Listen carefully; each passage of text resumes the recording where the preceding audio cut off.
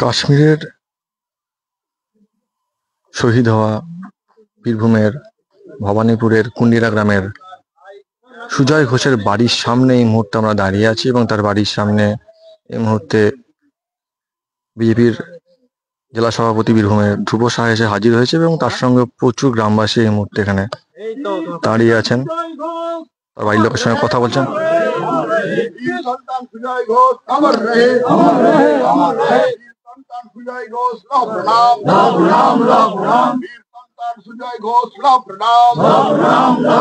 সুজয় ঘোষের রক্ত হবে না গো ব্যর্থ, সুজয় ঘোষের রক্ত হবে না গো ব্যর্থ, সুজয় ঘোষের রক্ত হবে না গো ব্যর্থ, সুজয় ঘোষ প্রণাম, সুজয় ঘোষ প্রণাম। দাদু আপনারা আমরা সবাই সবাই কত ছেলে আপনার দেখেন, আপনার নাতি মানে গর্বের কাজ হয়েছে। আমাদের আরো ভালো লাগলো যদি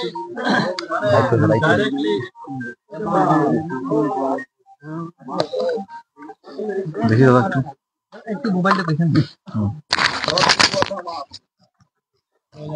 রত্ন গর্ভা হাজার হাজার ফুল ফুটে সব সব ফুল আপনি রাস্তায় আসছিলাম মা, হাজার হাজার মানুষ রাস্তার ধারে আপনার ছেলেকে শেষ শ্রদ্ধা। মা ভারতীকে সন্ত্রাস মুক্ত করব, জঙ্গিদের হাত থেকে বাঁচাবো, দেশকে সন্ত্রাস মুক্ত করবো, এই ভাবনা নিয়ে তাহলে সেখানে আপনি আমাদের রত্নগর্ভা মা, আপনি আমাদের সকলের কাছে প্রণাম। আমরা পুরো আপনার সঙ্গে আছি। আমাদের বিধায়ক এসছেন যুবরাজপুরের, উনি আপনার বাড়িতে এসছেন, আমরা সবাই এসছি। আমরা আপনাদের সমবেদনা নয়, আপনাদের পরিবারের সঙ্গে থাকতে চাই, থাকবো আমরা। এই তো জগন্নাথ দা এসেছিলেন গীতা বিলির দিনে, দীর্ঘক্ষণ আলোচনা হয়েছে। আমাকে সকালবেলায় জগন্নাথ দা ফোনে বলছে যে কিভাবে যুদ্ধ করতে হয়, কিভাবে কি করতে হয়, ডিটেলসে বলছে। আজও কথা বলেছি দাদু বসে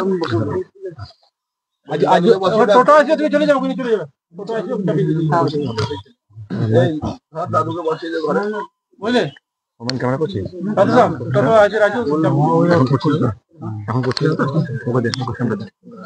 দাদার মতো লাগতে হয়। দেখ দাদাকে কত লোক সম্মান জানাচ্ছে, আমাকে কত লোকে দাদাকে সম্মান জানাচ্ছে। আমাকে দিয়ে ঘটনা ঘটে গেছে, সবাই সম্মান সেনাবাহিনীর টিম আসছে এখানে স্যালুট প্রদান করছে।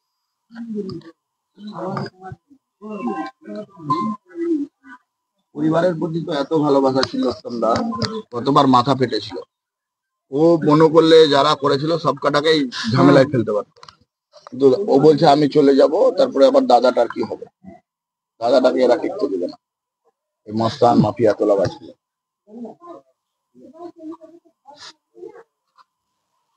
কিসে পড়ো তুমি? Bhowanipur high school.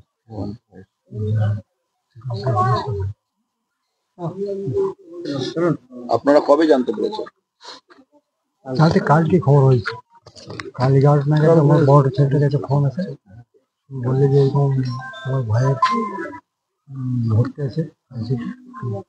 আবার মোটামুটি 1টা নাগাদ আবার ফোন করে, আমি বলছি নাম্বার দিতে অফিসের নাম্বার দিতে ফোন করো, ফোন করলে তো হবে না। প্রায় মাঝে আমি ঘোষ নায়ার না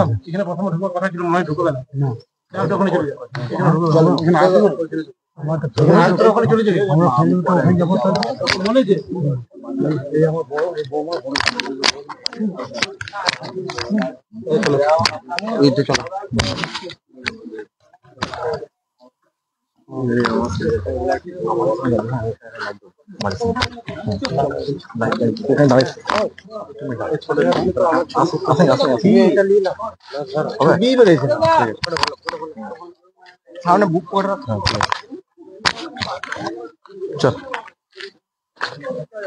আমরা দাঁড়িয়ে আছি কিন্তু এই মুহূর্তে সেই শহীদ সুজয় ঘোষের বাড়ির সামনে। একে একে প্রচুর মানুষ আসছেন এবং রাজনৈতিক লোকেরাও আসছেন দেখা করতে, কিন্তু যে দৃশ্য দেখার মতন যে এখনো কিন্তু মায়ের চোখে জল, বাড়ির লোকেরা কিন্তু এখনো কাঁদছে এবং এটাই স্বাভাবিক। এবং যে এলাকার যে লোক, তারা যে মানুষজন আছে তারা কিন্তু এখনো শোকস্তব্ধ, এবং যেই আসুক না কেন বাড়ির সামনে কিন্তু একটি ভিড় সবসময় রয়েছে। আমি আমার চিত্র সাংবাদিককে দেখাতে বলবো তার বাড়িটি একটু। এই হচ্ছে সেই বাড়ি, এই দেখতে পাচ্ছেন একটি একতলা বাড়ি যার রং পর্যন্ত হয়নি। সেই বাড়িতেই কিন্তু থাকতেন শহীদ সুজয় ঘোষ, এবং তার বাড়ির সামনে এই মুহূর্তে কয়েকটি পোস্টারও লাগানো হয়েছে। এলাকাবাসীরা তাকে ওনাকে শ্রদ্ধা দেওয়ার জন্য এখন কয়েকটি পোস্টার এটুকু আমি দেখাতে বলবো। পোস্টার দেখতে পাচ্ছেন যে লেখা আছে ভারত মাতার বীর সন্তান শহীদ সুজয় ঘোষ অমর রহে। তার ছবি তার বাড়ির সামনে এই মুহূর্তে গেটের সামনে লাগানো আছে। এটি হচ্ছে তার বাড়ি, যে বাড়িতে থাকতেন। যখন তিনি ছুটি কাটিয়ে এখানে আসতেন তখন কিন্তু এখান থেকেই গ্রামের লোকেদের সঙ্গে মেলামেশা করতেন এবং সহজভাবে মেলামেশা করতেন বলে জানাচ্ছেন গ্রামবাসীরা। দেখতে পাচ্ছেন যে এখনো একাধিক মানুষ এখানে দাঁড়িয়ে আছেন এবং রাজনৈতিক ব্যক্তিরা আছেন তাদের সঙ্গে। বিজেপি জেলা সভাপতি ধ্রুব সাহা এই মুহূর্তে তার বাড়ির সামনে দাঁড়িয়ে আছেন এবং বাড়ির লোকেদের সঙ্গে কথাবার্তা বলছেন। আমরা এবার চেষ্টা করবো বাড়ির ভেতর দিকে যাওয়ার।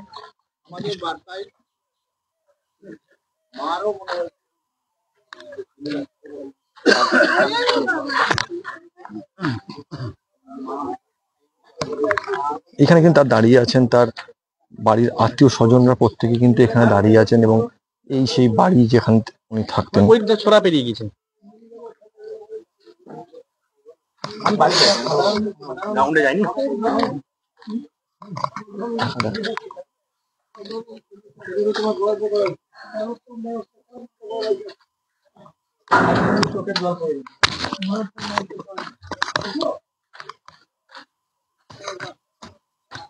দেখতে পাচ্ছেন যে ওনার যে বাড়িতে বয়স্ক ব্যক্তিরা আছে, দাদু দিদা, তারা কিন্তু প্রত্যেকে এখানে এই মুহূর্তে তাদের যে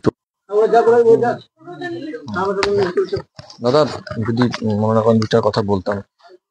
এত বড় একটা সংবাদ বাড়িতে নিশ্চয়ই চোখের ছাপ, সঙ্গে এলাকাবাসীরা দেখছে উপস্থাপ্ত হয়ে আছে। তাও বিরাট দুঃখের ব্যাপার। কোথাও কি ভারতীয় বলবেন? ভাইয়ের ছোটবেলা থেকে স্বপ্ন ছিল যে আমি ইন্ডিয়ান আর্মিতে যাব। ওই ইচ্ছাটাও যত সাধ্য পরিমাণ আমরা চেষ্টা করেছিলাম, প্রাণপণ দিয়ে চেষ্টা করেছিলাম, সেই জায়গাতে পৌঁছিয়ে গিয়েছিল। এবং খুব দক্ষ সৈনিক ছিল, একদম দক্ষ সৈনিক। মানে আমি কাল শোনার পরেও আমি নিজেকেও বিশ্বাস করতে পারছি না যে আমাদের মধ্যে সুজয় আর নেই। এই জিনিসটা এখনো পর্যন্ত আমার উপলব্ধি, যতক্ষণ না আমি নিজের চোখে দেখবো। তো দক্ষ সৈনিক আজকে ভারত মাতার সেবা করতে যে আজকে নিজের জীবন বলিদান দিয়েছে, এটা আমরা খুবই গর্বিত। আজ আমার দাদুর 88 বছর বয়স, তার মধ্যে কি অবস্থা হয় কিন্তু নো টিয়ার্স, চোখের জল ফেলাবো না। আমরা সেইভাবেই ওকে আমরা সম্বোধনা দিয়ে আমরা চির বিদায় জানাবো। বলেন কিভাবে খবরটা পেয়েছিলেন? খবর কালকে আমার কাছে 11:30 নাগাদ ফোন আসে। ফোন করে বলেছি, ফোনটা আসে সুজয়ের একটা সিনিয়র ছিল, ওই ফোন করেছিল যে এরকম হয়ে আছে, একটা আইসিইউতে ভর্তি আছে। ঠিক আছে, পরে তাও আবার 8 ঘন্টা ফোন করে বলছে হ্যাঁ এরকম ক্রিটিক্যাল অবস্থা আছে। তারপর ওদের সিও স্যার ফোন করে 1:30 নাগাদ যে সুজয় আমাদের মধ্যে আর নেই, সব আশা নেই পায়। তারপর কালী পুজোতে আপনার ওই 14 তারিখে টিকিট হয়েছিল, আমাকে শুক্রবার কথা হয়েছিল। শুক্রবার কথা হওয়ার পরে বললেন দাদা আমাদের 14 তারিখে যাচ্ছি, 2-3 দিন কথা হবে না এখন। এমনি সার্চিং অপারেশনে ও রোজই যেত, 2-3 দিন কথা হবে না, কি করবো, চিরতরের মতন আর কথা হবে না। আমরা এই মুহূর্তে দাঁড়িয়েছিলাম তার বাড়িতে, সে সুজয় ঘোষ বীর বলিদান যিনি দিয়েছেন আমার দেশের জন্য, তার বাড়িতে দাঁড়িয়েছিলাম আমরা এই মুহূর্তে। এবং তার দাদার সঙ্গে কথা বললাম। তার দেখা গেল তার দাদু পাশে বসে আছেন, যার বয়স 88 বছর, শোকস্তব্ধ। বাড়ির লোক জানাচ্ছে যে যতই শোকস্তব্ধ হয়, যেহেতু বীর জওয়ান শহীদ হয়েছে ভারত মাতার জন্য, তাই কিন্তু চোখের জল না ফেলেই তারা সম্বর্ধনা দেবেন তাদের পরিবারের বীর জওয়ানকে। এই মুহূর্তে আমরা দাঁড়িয়েছিলাম বীরভূমের কুন্ডিরা গ্রাম থেকে। অর্পণ বিশ্বাস, বাংলার খবর।